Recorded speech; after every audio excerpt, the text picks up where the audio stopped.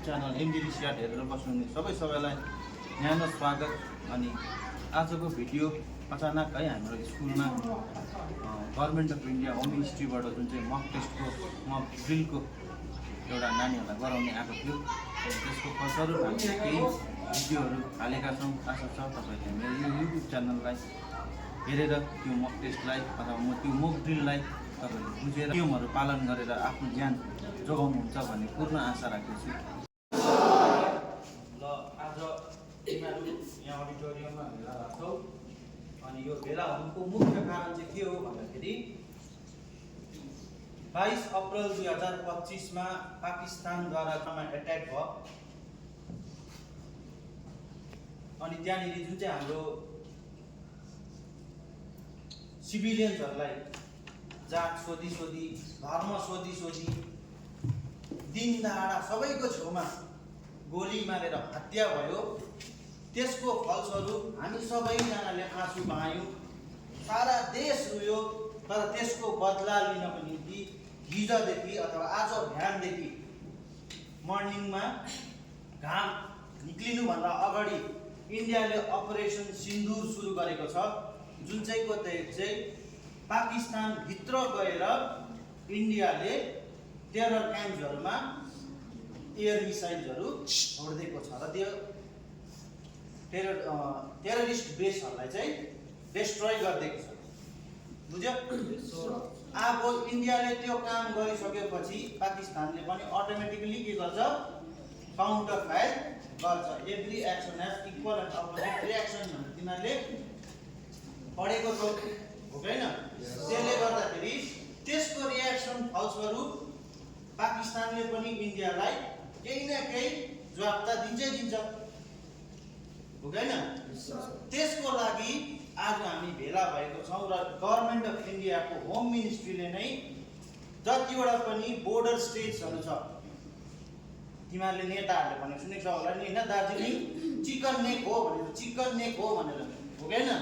त्यस्तो chicken neck state हाम्रो यो डिस्ट्रिक्ट पनि पर्नु गएकोले गर्दाखेरि यो मक ड्रिल जुन चाहिँ आज हामीले गर्दैछौँ, यो चाहिँ हो तिमीहरूको लागि इमर्जेन्सीको लागि कसरी ट्याकल गर्नुपर्ने त्यस विषयमा एउटा सानो जानकारी जुन चाहिँ तिमीहरूलाई भिडियो मार्फत अलिकति देखाउने छु। बेसी भिडियो छैन, 2टा भिडियो छ।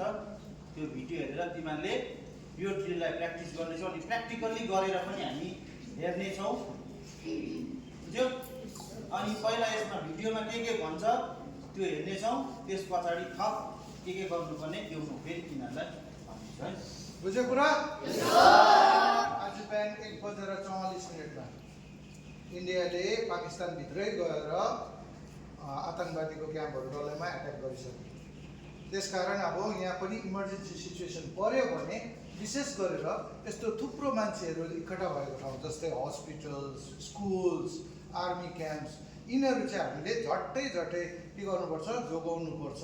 अनि यहाँनिर तिमीहरूलाई चाहिँ अहिले यो भिडियो देखाएपछि भन्नु चाहेको चाहिँ इमर्जेन्सी पर्दा चाहिँ एकअर्कालाई हेल्प गर्नुपर्छ।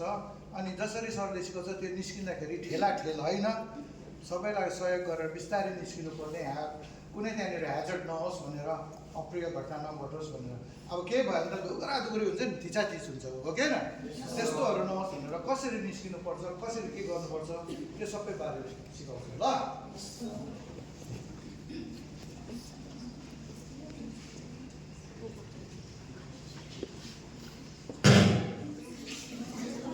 तीनवटा शब्द युज भयो। एउटा छ ब्ल्याकआउट। अनि ब्ल्याकआउट भन्नुको मतलब यदि कुनै इमर्जेन्सी सिचुएसन आयो भने ब्ल्याकआउट मिन्स सबै बत्तीहरू बन्द गर्ने, बुझ्यो? सबै बत्तीहरू बन्द हुन्छ इमर्जेन्सीको टाइममा, सबै कर्टन्सहरू अथवा पर्दाहरू बन्द गर्ने। अनि जब बत्ती जान्छ त्यति बेला तिमीहरूको हुनसक्छ मोबाइल नेटवर्क्सहरू पनि सब जाम हुन्छ, केही चल्दैन, बुझ्यो? त्यसले गर्दाखेरि प्रिपरेसनको लागि तिमीहरूलाई एकदमै जरुरी चिजहरू जस्तै अब टर्च लाइट भयो, क्यान्डल्सहरू भयो, पानी भयो, अथवा तिमीहरूलाई चाहिने जे जति पनि खानेकुराहरू छ जुन चाहिँ तिमीहरूले तिमीहरूको छेउमा राख्न सक्छौ, बुझ्यौ? त्यस्तो चिजहरूलाई आफूले पाउने जग्गामा राख्ने साथसाथै तिमीहरूको जरुरी डकुमेन्ट्सहरू जे छ, बुझ्यौ? त्यो चाहिँ तिमीहरूले टपक्कै टिपेर निस्किनु सक्ने। बाइचान्स इभ्याकुएट हुनु पर्यो भने, छोडेर जा भन्ने सिचुएसन आयो भने, बुझ्यौ? तिमीहरू को हो त पछि गएर देखाउनु पर्छ। त्यति बेला तिमीहरूलाई जरुरी चाहिने डकुमेन्ट्सहरू, ब्ल्याकआउट भएको खण्डमा टर्च लाइटहरू, पानीहरू, बुझ्यौ? क्यान्डल्सहरू जति सक्दो तिमीहरूले साथमा राख्ने, तर स्किप गर्ने, किनभने त्यति बेला इमर्जेन्सीको सिचुएसनमा फ्लेमेबल मेटेरियल्सहरू पनि छरिएको हुन्छ। त्यसले गर्दाखेरि माचिसहरू, क्यान्डलहरू बाल्दाखेरि स्पार्क भएर झन् ठुलो घटना हुनु सक्छ, बुझ्यौ? अनि फोनमा जति पनि न्युजहरू आउँछ सबै न्युजहरूलाई, सबै फेसबुक पोस्टहरूलाई, सबै वाट्सएप अलर्टहरूलाई सिरियसली नलिने, बुझ्यौ? अब फेसबुकमा आउँछ नि होइन, डेक्की डाँगा कुवाको हुन्छ, वाट्सएपमा मेसेज कुवाको हुन्छ, क्या अब हुन्छ अरे, भयो अरे, फल्ना जग्गामा भयो अरे, ढिस्का जग्गामा भयो अरे, हुन्छ कि हुँदैन? त्यति बेला त्यो फेक न्युजहरूसँग चाहिँ प्यानिक नहुने, बुझ्यौ? रिलायबल सोर्स जुन चाहिँ मिडिया छ, त्यो रिलायबल मिडियाले दिएको अथवा गभर्मेन्ट अफ इन्डियाले दिएको भर्जनलाई मात्रै विश्वास राख्ने। त्यहाँदेखि जस्तो त्यो बेल लाग्छ, सबैजना आफ्नो जसरी हामी बेचको मुनि पोस्ट देख्यो, सबजना त्यसरी पोस्छ। दिलगी होइन है, ल बुझ्यो? सहायता गर्नु दिलगी बुझ्यो? होइन। अनि त्यसको एकछिन बाद फेरि सबै तिमीहरू त्यहाँभित्र पस्यौ, त्यसको पछाडि एकछिनमा फेरि बेल लाग्छ, क्लास 5 बिस्तारै टर्न वाइज रेलिङ पक्रिँदै ग्राउन्डसम्म आउँछ, बुझ्यो? प्लस गरे क्लास 5 जस्तो सक्छ 6 त्यसको पछि आइहाल्छ, बुझ्यो? 6 जस्तो सक्छ 7 त्यसको पछि नट फेरि लाइन वाइज भित्ताको सेप लाग्दै अनि सेडीमा स्टेयर्समा रेलिङ पक्रिँदै रेलिङ समातेर इमर्जेन्सीमा यो बिल्डिङ आएर भत्काएको पनि हुनसक्छ नि त बमले। त्यति बेला बिल्डिङ हल्लिँदै गरेको हुन्छ, रेलिङहरूलाई समातेर हिँड्नु पर्यो, बुझ्यो? बुझ्यो? अनि सबैजना सबै क्लासकोहरू त्यसरी नै टर्न वाइज आएर एसेम्ब्लीमा लाग्छ र फ्रन्टमा आएपछि अब सुत भन्यो भने तिमीहरू मैला हुन्छ होइन, मैला हुन्छ, बुझ्यो? जस्तो आउँछ फ्रन्टमा आइसकेपछि तिमीहरूले यसरी बसेर यसरी बस्नु। तर जब त्यो सिचुएसन आयो भने चाहिँ अब लुगा फटाएको के त्यति बेला त बराबर होइन, त्यति बेला चाहिँ सुतिने, बुझ्यो? अनि अर्को कुरा, त्यो बम आएर त्यो एयर स्ट्राइकले हामीलाई नै हिट गर्छ भन्ने छैन, बुझ्यो? तर हाम्रो वरिपरिको कुनै पनि जग्गामा स्ट्राइक भयो भने त्यो मामुली चिजले हिर्काएको होइन, हो कि होइन? लसुने बम पड्किँदा त कति थर्किन्छ कान, हो कि होइन?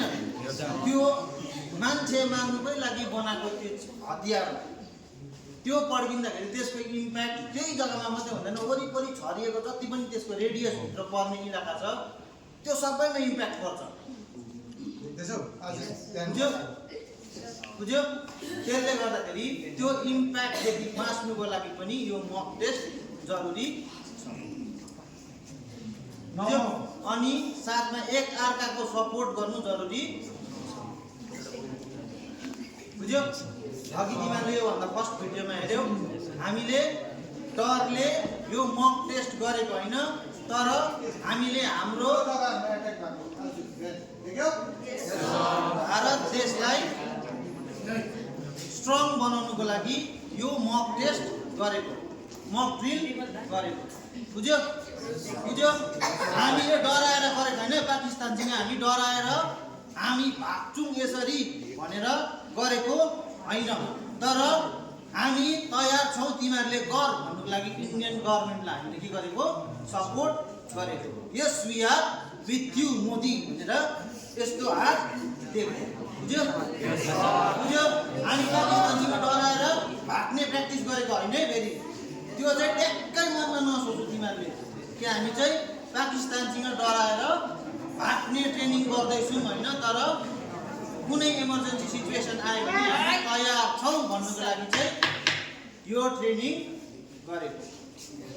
बुझ्यो सबैजना क्लासमा जाने र एकताल सुन। प्र्याक्टिकल टेस्ट हेर्ने त्यो मक ड्रिल गराउँदा 5, 6, 7 सँगै तलबाट निस्किन्छ, माथिबाट चाहिँ 8, 9, 10 यताबाट 11 निस्किन्छौ, यताबाट 12 निस्किन्छौ ल। फर्स्ट बेलमा अन्डर द टेबल, सेकेन्ड बेलमा आउट अफ द क्लास, बुझ्यो।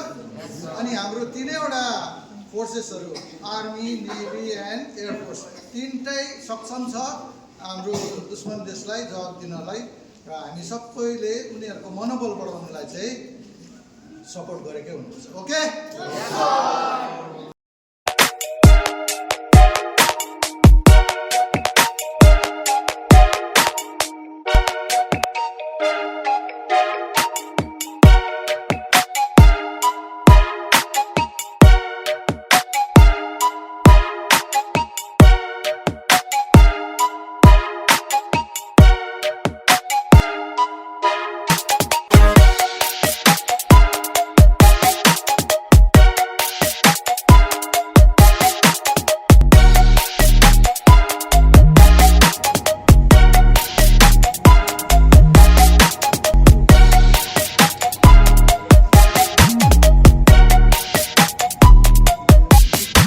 तपाईँहरूलाई मेरो यो भिडियो मन पर्यो होला अनि तपाईँहरूले पनि यो भिडियो मार्फत यो नियमहरू सिकेर आफ्नो घर परिवारलाई, आफ्नो नानीहरूलाई त्यसरी नै सुरक्षा प्रदान गर्नुहुन्छ। साथसाथै त्यसमा भनिएका सबै कुराहरूलाई मनन चिन्तन गरी तपाईँको साथमा राख्नुहुन्छ र आउने यो जुन चाहिँ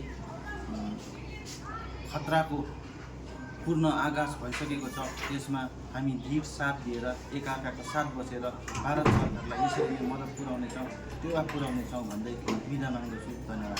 That in every test, India stands tall, stay calm, stay strong. We belong to India. India belongs to us.